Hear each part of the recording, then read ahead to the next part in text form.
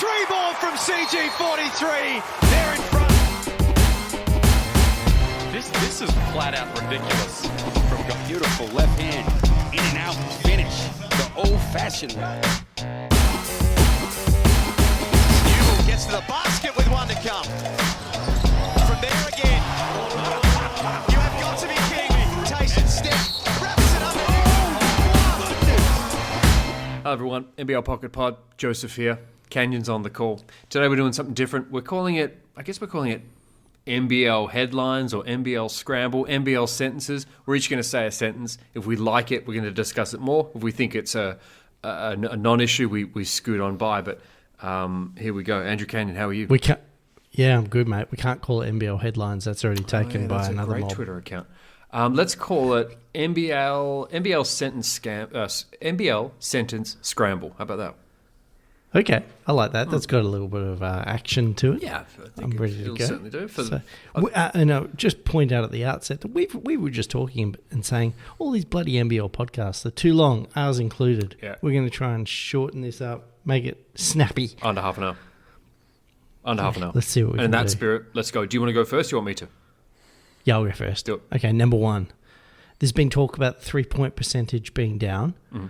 I think that's because advanced metrics have forced the game outwards and it's a false economy. Do you want to know more? Or are you going to take that sentence as read? I want to know more. Do you want to know more? Okay. Actually, no. I'm going to take that as. Do you have more to add to that? We're each allowed like three challenges, aren't we? We're sort of saying roughly. Yeah, 3 challenges, unless it just has to be said. But I don't know if I necessarily disagree with this. You're saying that guys shoot threes too often, chasing the algorithmic advantage, and you don't think there's, in actuality, that plays out well. Yeah, and there's a whole generation of players that have just been drilled into them. I'm not going to challenge. Coaches. I'm not going to challenge only because I think it relates to one of my sentences later on. So no, I think you're pretty accurate there. Okay, moving on. My one is. Jeez, this is going to be quick. Yeah, this is the goal. If he had not got injured and continued at his output, Casey Prather would have been all NBL first team.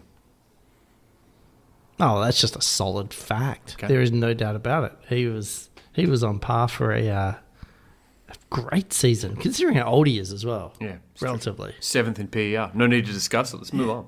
He's so good. I feel bad. Like, it's such a good sentence, and just to leave you hanging in the wind sometimes like the that. less said, the better. Okay. Hit me. Okay, we might be done in 15 minutes. The 3 are better. We got 10 to get through. You'll be surprised. There'll be some hang-ups for sure. All right. Okay. New Zealand Breakers. They are too cheap to replace their already cheap imports, and they're going to sacrifice a chance at the finals because of it. I do love to rubbish on some imports. Baker looked so bad in the fourth quarter. In the last game they played against Perth, just missed free throws, turnovers, look bad. They are cheap. They've got a new owner this year. Matt Walsh, I think, sold out of the franchise. I don't think we need to discuss this. Yep. I think you're absolutely right. Okay. And their record is in the toilet. They're not going. Even if they brought in a star, even if they brought in Anthony Lamb, who was really, really good a couple of years ago, they're not going nowhere. They're done. Now, what are they on the ladder? Let me just quickly check in on them. New Zealand Breakers second last on the ladder with 14 games done already, with 4 wins and 10 losses. So we're halfway through the season. Yeah, why spend more money? Just go with what you got. Yep. Okay. I want to ask, this is both a statement and a question in one. It pertains to Jalen Adams and Mason Jones. I'm going to give you 2 stat lines. You tell me which one is which. 13 points per game, 41% from the field, 5 assists, 3 turnovers. 11 points per game, 2.8 assists, 2 turnovers per game. Which one's which? I reckon the first one's Mason Jones. The first one was Adams. Just fractionally, 2 points per game, 2 points per game more, and a little bit more assists per game. But that's how bad they are. So my statement is, Mason Jones was and is a better addition to an NBL team than Jalen Adams, even if you take only their on-court production and play into account. You know, I want to delve deeper into this one. I'm going to throw my penalty challenge flag please explain. Onto the field. Yep. I want to know more about this because I also like the opportunity to rubbish on a couple of imports. Sure. Both who are gone. One in kind of Both were spectacular fashion to Jalen Adams. Jeez, guys, to play so poorly and lethargically. And then as your teammate gets hurt, not give the slightest fuck on the baseline. That is cold. That's some cold shit. That's some cold stuff. I actually didn't watch that game where he got injured, so I kind of missed a lot. Word. I've heard a bit of the talk about Adams, sort of being casual and not really getting back. Mm-hmm. But have you got more? Can you give me a bit more insight? I can. Jones actually thought. Well, first of all, Jones got cut very early in the piece. Did he play 5, maybe 7? I don't think he made 7 games. So he got less than a quarter of the season. Had the horrible preparation to the season. I think he was on the ground in Perth like 3 days before their first game, replacing he played Wright well against Japan. That's true. He played Japanese team, did it right? Okay. If he was with the team for longer than a week before their first regular season game. It wasn't long though. No, you're right. John Rillie team of like, kind of roll the balls out, kind of fun. Oh, by the way, you'll be replacing Bryce Cotton, the greatest player we've ever had in Australia, arguably with Gaze. Good luck, mate. Here you go. Here's your number. Lace them up. Just talk about set up to fail, but they have such a similar game, don't they? Kind of ploddy around the floor, not super fast, but kind of shifty. They were identical players, and I just like Jones a bit better. I just think he's a bigger, better body. And Adams, I think, was either A, breaking down or breaking in two. I don't know what happened there, but there's a lot of shit talk about Adams and his attitude and so forth. Yep. But I just looked at him on court and thought, this guy's just poking around the field. He doesn't care. No, he just wasn't ever in it, was he? But he was the same way in Sydney. Like for a lot, I was surprised even the MVP. That's the other thing as well, because his attitude never seemed great. Don't know. Yeah, that massive dunk on Patterson in that game, and that was pretty memorable. But that's true. I mean, they talk about his attitude and everything, but we've had now 2 dud years in Sydney, I want to say, and now this. Jones, at least we don't have the lengthy resume of fails and bad performances. So I think maybe to split the two, Joe. Have you got? You've read out a few stats there. Just wondering, have you got the number of dummy spits per game for each of them? Jones was bad for that. Jones would have been worse. Adams internalised and kept it to himself. Jones, when it didn't go his way, he pissed and moaned. But I actually didn't hate Jones. He had a beautiful jumper. It just his game did not translate to the defence played at the point of attack in the NBL, and he got overwhelmed. And wasn't prepared for it. And that's too bad for him. But his career is resurrectable. Can I ask you a question, Kenny? Jalen Adams, this is obviously the end of his stint in Australia, I would think. He's cooked. He's not welcome back. No, it's done. Visa revoked. See you later. Go enjoy your time in Puerto Rico. Can I ask you another question? And before we get off this topic, what year did he win MVP, and why did Bryce Cotton not win it that year? Did Bryce Cotton have the broken hand? I can't remember. Or the groin strain? It was a I think it was, a few games missed. I think it was all... I'm strongly of the opinion that it was just boredom. Yep. Like, he'd won the few before it. He was still right there. Oh, and they had a massive record, and they won it that year. Like, they were on fire. So it was like, team lined up. He was like, yeah, sorry, I interrupted. No, so I think that's really what it came to. And Adams had a good season. And East Coast, big town. Yeah, I think for sure. there's always a tendency to try and pump up. And that's when Paul Smith was still entertained and engaged in this league. Yeah. We've gone off topic, and I'm sorry, but remember when he used to just be a Twitter fiend and energetic about this league? And now he was on the baseline with Bogut. Yeah, and wore his funny shirt, and he was in the media and doing interviews. And then I think, oh shit, this is getting expensive. Had that horrible fallout with Shane Heal. And he's just like, this sport and this team is not worth my time. And he sold off a bunch of it. Did something recently with Pongrass. Hold that thought. Okay, all right. Let's move on. You're extending into one of my other Let's lines. go into sentences. Sorry. Keep going. Okay, it's my turn, is it? Okay, number 3. This is the most preordained season we have had in about 6 or 7 years. And Joe, when I say that, 6, 7... Yeah, you didn't get that reference, do you? I didn't get that at all. You have no children in your life, do you? I don't know if that's on you or on me. No. There's going to be a whole bunch of dads out there going, fucking Canyon. Okay. All right, well, that's amazing. That's for the fans. As in preordained as in this is predictable, I totally agree. Yeah, no need to we discuss already know. Moving on to number 3, I've got here, Adelaide have the worst bench of any NBL contender this season. That's out of Melbourne, Sydney, Tasmania and Perth. They're the contenders in my mind. Melbourne's worst bench. Melbourne, like, who comes off their bench? I wish I had the names in front of me. I don't, but like Sydney off they their got bench. Daniels, they Sean got Bruce, Bowen, Illy. Quite Noi boss their bench. He bosses their bench for me, where he's strong. Yeah. Taz have got a few players I can't really remember. Perth. Yeah, have got, Adelaide's got Rasmus. Adelaide would kill for Henschel. Adelaide would kill for a Henschel coming off their bench, and he has not played great. So, yeah, all right. Moving on. Next. Yep, that's fine. I'll accept it. Okay. By signing David Duke, Danny Mills has once again failed his way to success. It's such a great statement. Do we discuss it some more? Yeah, I'm gonna go. Let's have a wee chat about it. I want to, in terrible way saying, I want to talk about it and ask a question. Of the 3 signings this week, Liberty Freeman in Brisbane, Duke in Perth, again, and who's the third recent signing? Oh, Adelaide signing, the guy of the NBA. Which one of the 3 do you like the most? I like the Adelaide guy. Really, I like Duke. Really? Yeah. Okay. Now, what was your statement again? Failed his way to success. I like Duke. By signing Duke, Danny Mills has once again failed his way to success. I think he has failed his way to success where he signed a dud import and then got a good one just due to timing or whatever. And I like Duke. I think Duke's this incredible body. He just looks so strong out there.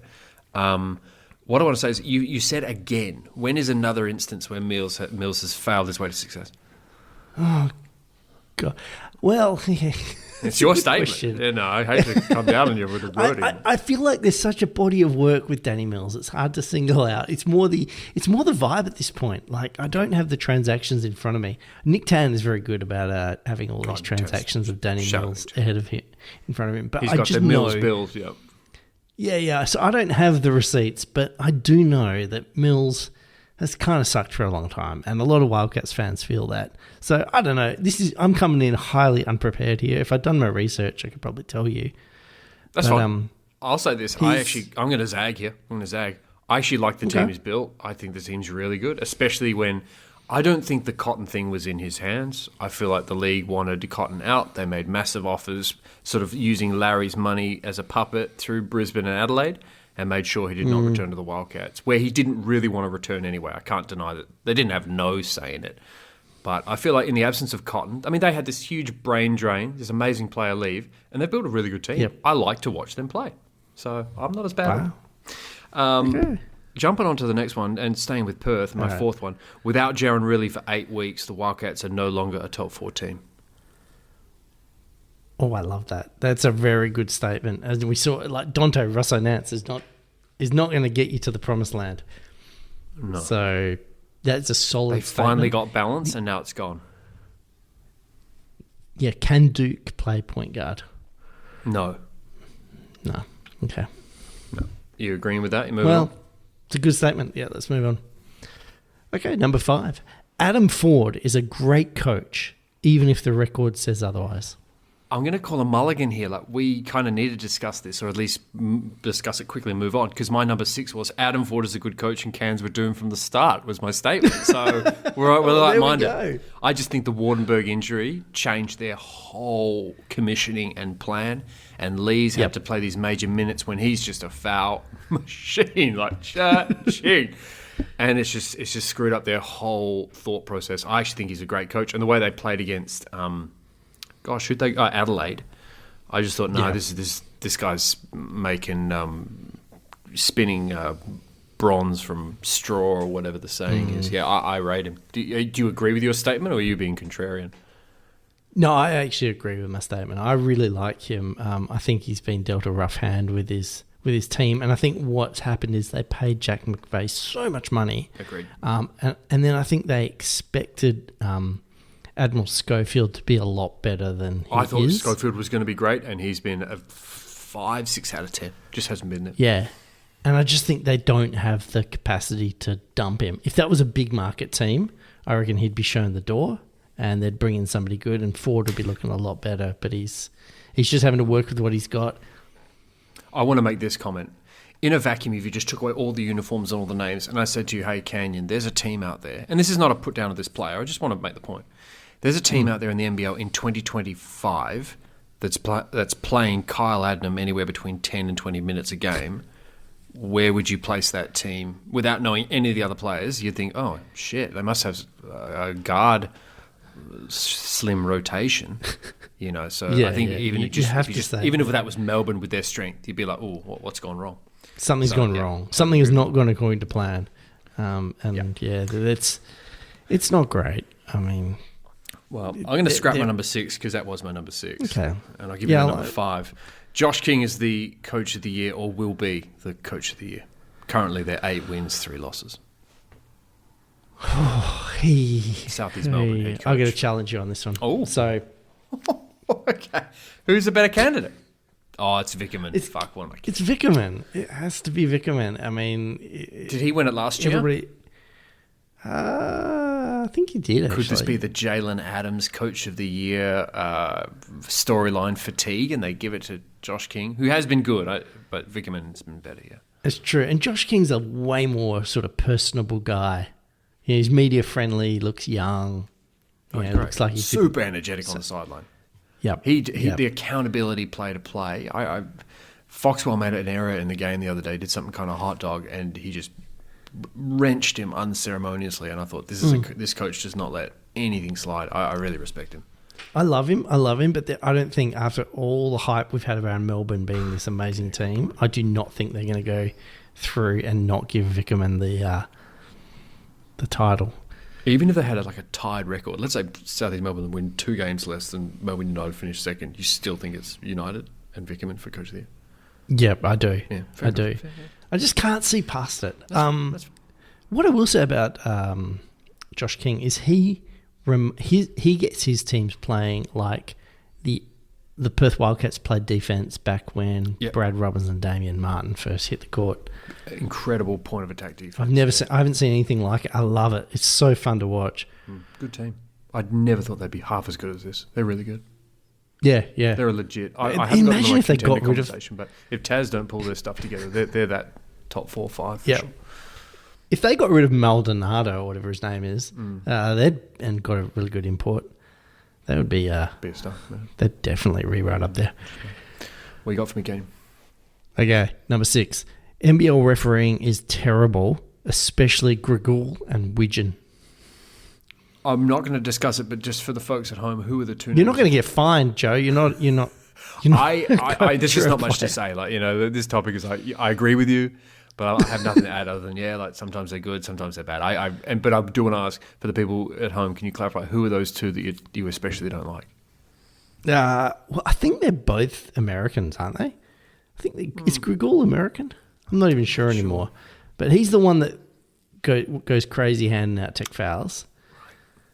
And Widgeon is the dude who's been with the league for a couple of years. He loves a tight t-shirt. Yep, I know him well. And he's slow on the whistle. He will blow a foul a good 4 seconds after it's happened. Players hate that because they get fouled, they're looking, and then they get it, and they even though they've got it, they've had to have the aggro. Yeah, fair enough. No debates there about the refereeing. Not a fan. I'm moving on to 7 because we had an alignment on 6. My 7 is Dabble. Dabble can go and get fucked. But the clubs are almost as complicit in the whole betting affair that Australian sport finds itself in. Joe, I'm backing you in. Okay. And I've got a that sort of ties into another one of my future points. Can I know we said we were. I worked too hard on this. I want to make 3 points very, very quick. That fucking ad from Dabble. And listen, Dabble, you put yourself out there in the ads. If you're going to do that, you're going to be criticised or at least spoken about. And this is happening now. Mm-hmm. Those ads are cheap. They're terrible. Oh, surely the Dabblers aren't having this. I've seen it 1,000 times. And it reminds me of when Mr. Burns in The Simpsons takes over the TV station and puts himself in a sitcom. It's like, Mr. Burns, you're home. Yes. Already? Yeah. Everyone's fake laughter track. I'm like, they're the most seen people in Australia, the Dabble guys. I mean, they're like Tom Cruise. I wish we were recording this side by side because right now we'll be on a couch and I'd be able to jump on you. Oh, yeah. It's like, oh, we're having so much fun, ripping you off, and destroying the country, and driving the suicide rate through the roof. Oh, we're all having fun. We're just like you at home. It's so condescending. I hate it so much. But I do want to say horrible. this. And the reason why I want to take a particular swipe at Dabble is unlike the other ones, which skew pretty young, Dabble skews really young with its graphics and its sense of humor, like Family Guy and all that sort of shit. Not Family Guy, the TV media, show. Social media kind of gambling, isn't it? And it's just it's clearly going for like 18 and under and up to like early 20s, and it's shameful. And the reason why I say the clubs are complicit in the whole affair is, I don't know if you've noticed this as you've gotten older, but sports has just become so young. It's about kids and families.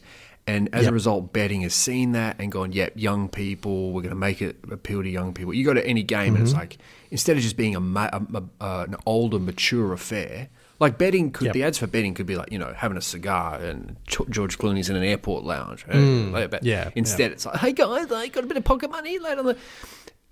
And clubs do the same shit with they don't want guys after work in suits having beers. Like they want the family of four and the money and all that. Yep. So there's a bit of thing going back and forth. I know you said we weren't going to talk about it, but I did want to have you're exactly right. That's it. We chatted about it without wanting to, but go on. Your sentence. Yep. Fuck those guys. Number 7. Tasmania have lost that positive vibe that they had in the first few years. I want to talk about this just quickly, like League Dad, no more. League, like Angry Dad. Yeah. Lost a bit of that. He's very cantankerous down there. He's curmudgeonly. Yeah. There's not I don't know what's gotten into him. I think... It seems like the team doesn't seem to have as much fun. It seems like everything's hard work at the moment. Yeah, and he's always had that kind of... Scott Roth we're talking about. He's always had that kind of short... sort of style, but now it's very tight-lipped and not very kind of there's not very few smiles. I totally agree that that's a huge part of their problem. They're very tight. Agreed. He just seems like a bit of a prick. Yeah, he does, and it's a stark contrast to how he was in his first couple of years. Yeah, and the team is just not real. I mean, they've been hit by injuries as well, to be fair, but.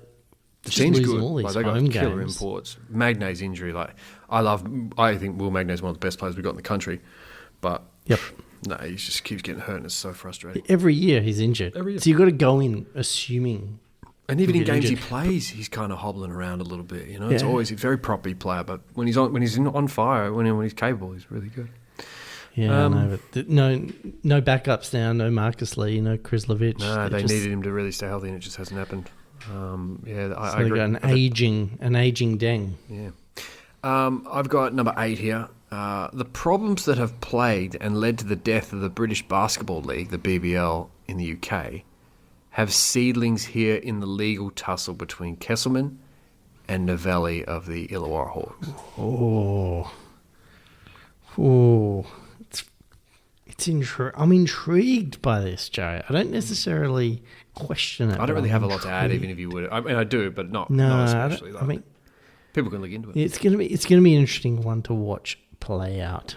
But just for people, just to give context to the question or the statement, the BBL over there had a bunch of money where they were looking to make a real professional league and get money from, I think, FIBA or someone.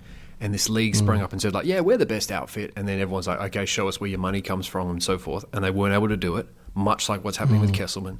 And as a result, the whole deal just totally fell through and they just halted it all. And in relation to that, the NBL, the Novelli, he wants all clubs to have a 10% stake in the league to make 100%, right? Which makes sense. Yeah. 7 out of 10 owners in the NBL are in favour of that. And that's still playing out. And that's set to get really, really, really dirty. But yeah, anyway, that's that. Yeah. Good luck getting any calls in the finals if you make it, Illawarra. Yeah, exactly. Brisbane are the new Adelaide. Baffling decisions at every turn. I don't know how many red flags I've got, like flags on the play I can talk about. No, of course they are. Agreed. Yep. Who cuts an import? I didn't think there was much controversy there. No, who... Do you think Freeman Liberty's return to the team because he's like, oh, Adams is out? Yeah, I'll come back. It must be, hey? Can't be coincidental, can it? But Yeah, and then the way that apparently I saw the one little bit of reporting I saw was like that he called Mitch Norton and a few other players and explained himself, and they all welcomed him back. Probably they're all going, yeah, we felt it too, but we just couldn't bail. Oh, yeah, we're under tighter contract. We don't have the outs you do. Yeah. Did you see on Twitter? No, you wouldn't have seen on Twitter because you're off Twitter now, but Adams asked on Twitter, like, Australians, what does a sook mean? So it's like, who's hit him up calling him a sook? That's funny. Moving on, number 9 I've got here. A lack of talent is to blame for the blowouts this season, meaning expansion is a mistake and a fantasy or a money grab. I was so close to putting an expansion line very similar to this in one of my questions. I bailed out on it at the last minute. I'm glad you mentioned it. And this when we talked about 3-point percentage before, this harpens on with that. Do you want to discuss it? How much time we got? 20 minutes. We're doing all right. Yeah, let's talk this one for a minute. This is the only point I want to make. At the 2000 Olympics, 11 players played in the NBL preceding that Olympics. Preceding it? Yeah, following on from. Yep. I don't suppose you can name them, can you? 2000 Olympic team. What, 11 of the Olympic players? From the 2000 Olympic team? Oh, God. Vlahov, Ricky Grace, Shane Hill, Gaze. They had Longley. They had Tony Ronaldson. I don't think Ronaldson was there. Brett Maher. Glenn Saville, was he? No. Smith. Smith, Jason Smith. Yeah. My memory's starting to fade. Luke Longley was on that team. Mark Bradkey was on that team. So 11 of the 12. Solid team. Very solid team. I would have made a change with the starting lineup and put Grace in there, but that's neither here nor there. Oh, so would have I. 4 of the 5 starters from an Olympic team returned to the NBL the next season. Yeah. Guess how many of the 12 who went to Paris even play in the NBL? Yeah, what is it, Magnay? He's one. Nathan Sobey didn't make it. No, he did not. One player you've already mentioned in our chats. Golden didn't make it. Oh, no, he played in Tokyo, didn't play in Paris. Yeah, who's the other one? The other 2, you've got Dellavedova. He made the Olympic team for some reason. Oh, Dally. And Xavier Cooks didn't. No, Xavier Cooks didn't. McVeigh, Dellavedova, and Magnay. Yeah. They're the 3 of the 12. So, and also none of them are starters on the Boomers team. They're starters in the NBL. No. So that's what I'm saying. The talent is not returning to the NBL because the G League the NBA dream is much closer. The Japanese league has taken off. So you just look at that number. If 11 of the 12 guys are coming back from one Olympic team, and then only 3 are the next in the future, the local talent's not as good, and that's why just guys are missing these open shots sometimes. That's why these games are bad. But I've spoken too much. Nah, it's all good points. I don't disagree. Imagine if add another team to this and... Whew. Yeah. Like already Kyle Adnam was close to retiring, and all of a sudden he's getting minutes somewhere. And I'd hate to rag on him. I'm not doing that. It's just that's the surface level. So you're just constantly chasing further and further down the line. Yeah, I mean, you got Matt Kenyon still getting minutes. He can play defense. Big deal. The guy can't shoot at all. Nah. It just... And even like Jesse Wagstaff, who has his place in the NBL, I'm not denying it, but is he being pushed for that spot? He was a shoe-in to stay signed. He shouldn't still Tell me playing. there shouldn't be like a player who's knocking on the door for that spot who can jump and rebound and everything. He's as safe as houses. Good point. All right, moving on. Okay, my next comment. I feel sorry for players from the 2000s era. Everybody remembers the 90s, Andrew Gaze, Leonard Copeland, all that, and the 2010s, but nobody recalls the 2000s. Won't somebody please just think of Matt Burston? I'm throwing a flag on this because I think this is great. I think the 2000s NBL is a fantastic period where are we going to have a league? There's some really good players, but they're getting a bit thin. The Olympic team's a bit so-so, dropping games to New Zealand and stuff like this in qualifying. It's a great time. There'll be a lot of funky documentaries made if you wanted to do that. And you're absolutely right. The Hunter Pirates that became the Singapore Slingers. Oh my God. They had that dude with the afro that won like the MVP of the league. I do remember him. And Hunter Pirates. You said Hunter Pirates? Oh man. Yeah. And that's the uniforms, the glossy uniforms, like the time, the fashion for guys. Baggy as hell. Oh, they were dreadful. And I don't think a single team had a logo on their jersey. Like the Wildcats just had Wildcats in text. Like they all just went to the same printing press to get these shitty uniforms.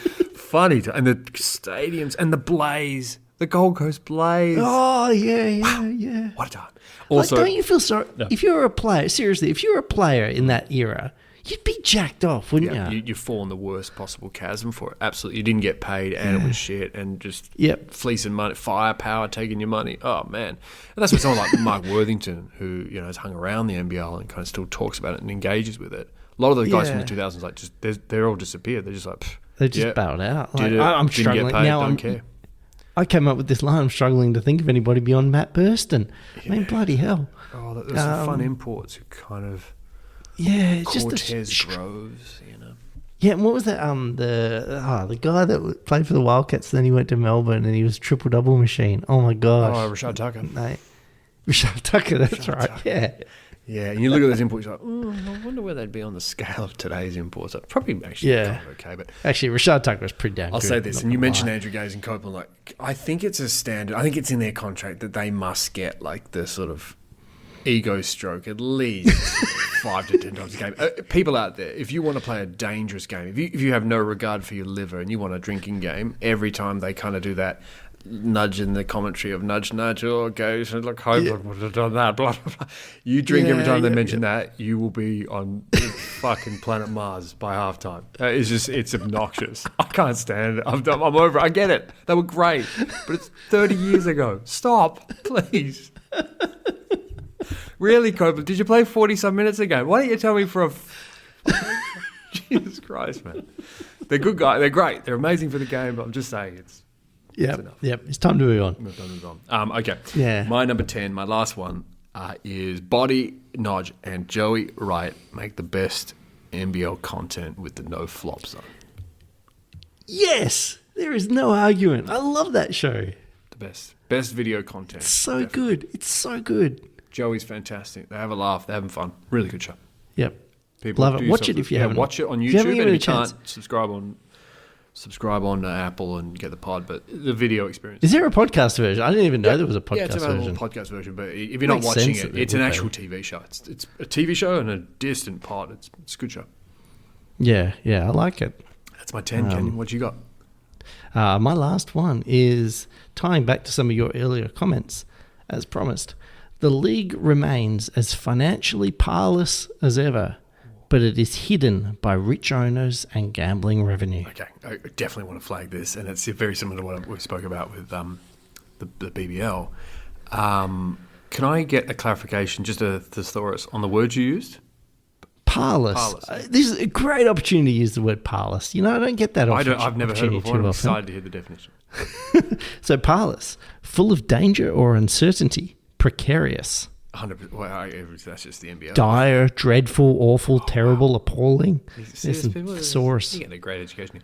I would agree with all those. So this is the content we bring that other podcasts do not. And I think we give you an education and entertainment. I can't wait to talk about this. First of all, I look at Melbourne, and I just think, really, like Aaron Sanzoni is running that team and paying payroll and money. And not saying he's not paying players or Melbourne aren't, but you're telling me he's not rolling up to Larry's office and they're kind of making the decisions and then he's enacting as a proxy. I just look at it and go, how can that not be? Why would that not be the case? Yeah. And then I just look at others. I mean, Brisbane, like, how are Brisbane ever going to turn a profit? That game where Prather got hurt and Adams was lethargic, there was two and a bit thousand people in the room, tops. Yep. Both baseline ends were completely deserted. And this is not related to your statement, but I want to make it. The Ignite Cup, and if I had 11, this would have been it. Is that a money-making expedition? How have you seen the commercial value of that, kind of relating it to your question? I do not understand that value. Because surely the TV revenue is not worth that much. Unless the Dabble ads are paying their way through it. Well, but possibly. Gate takings are down. Pitiful.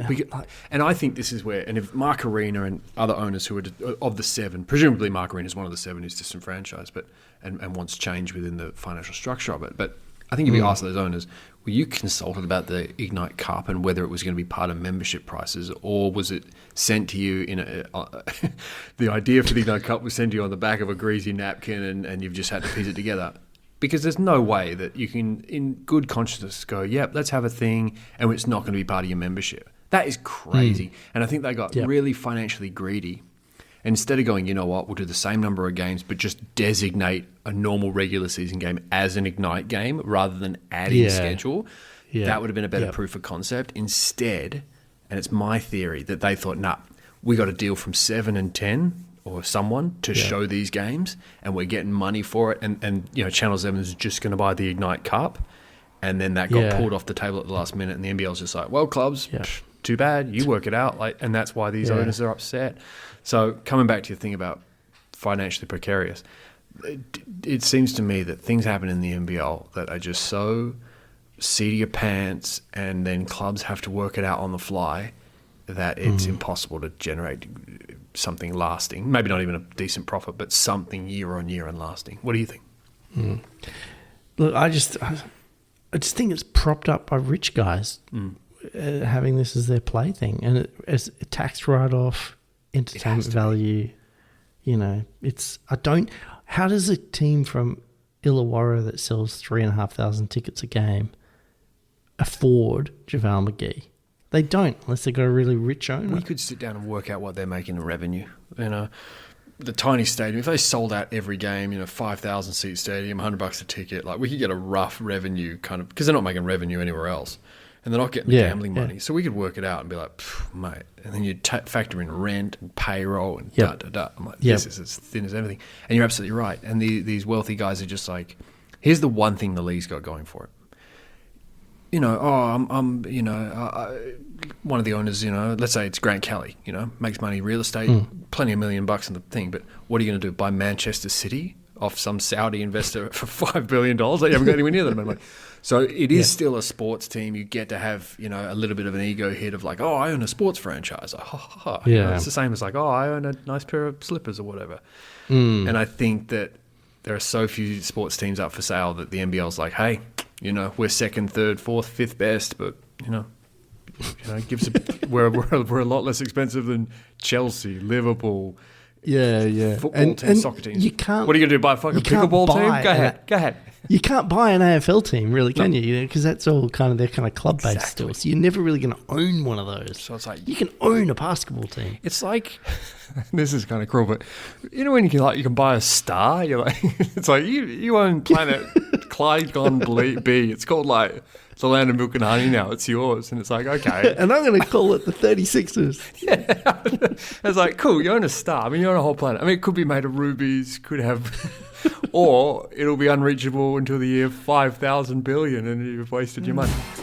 That's the NBL. So that's our NBL statements. Let us know what you think. Not on Twitter, because I won't see it. You know what? Send us an email. NBL Pocket Podcast @gmail.com. I swear to God, I'll check it for the first time in 18 months and answer them. Canyon, this was fun. It's always fun.